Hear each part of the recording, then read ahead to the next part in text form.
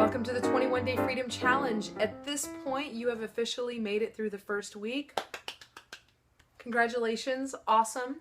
And we are moving into the second week. Now, recall for this challenge, each week we have a theme. So week one was move your body, right? Let's just get you back in your body, get rooted in your body. It's so easy to just go every day, stuck in front of the computer, driving the kids around, whatever it is that you do, and just completely become out of your body in a sense, right? So the first week was about rooting you back into your body, not in like this mean, aggressive way. It's not like, go kill yourself at CrossFit every day, rawr. I mean, unless you like to do that, that's cool.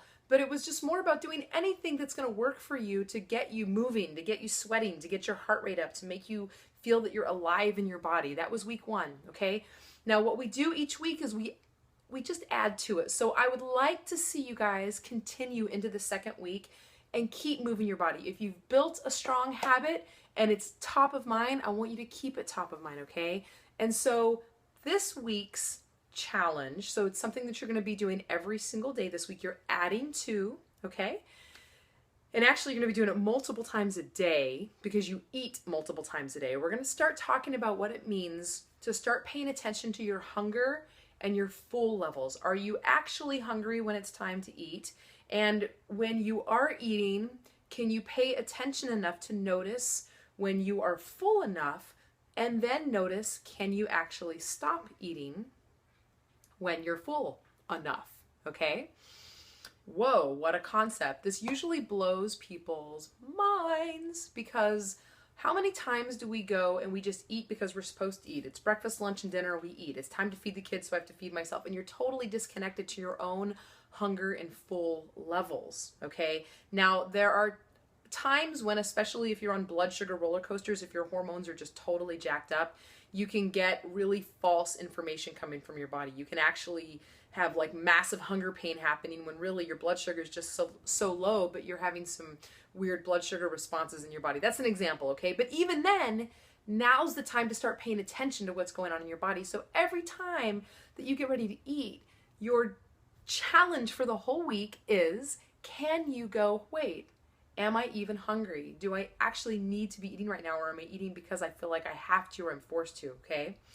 Or am I eating because of some emotional upset? Something came inside of me, whether it was a big joyful thing or a big awful thing, but it was an emotional experience, and am I immediately drawn to go grab something to eat? Like, does that immediately happen? So what you're doing is, before you actually put anything in your mouth, you're recognizing, am I hungry? If I'm not hungry, why am I eating, or where is it coming from, okay? So you're not necessarily doing anything about it except for becoming aware about it. You should share in our private Facebook group. That would be awesome.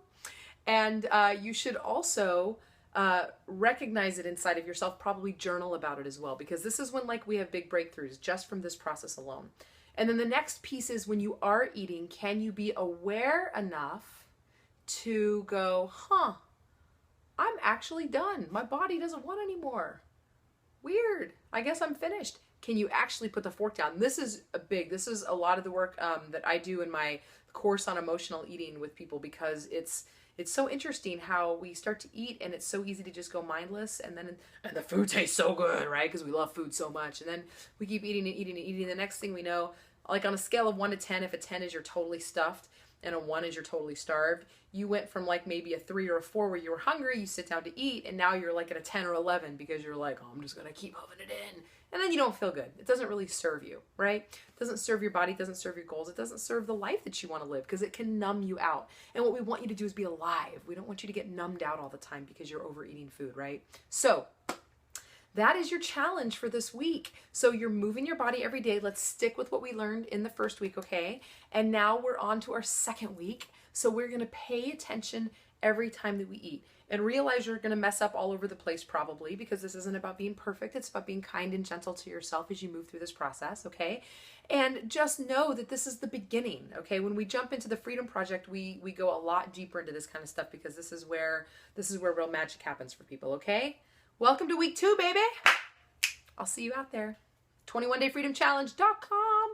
Get your friends to join if you're not joined yet, for crying out loud. Get over there. Let's do this.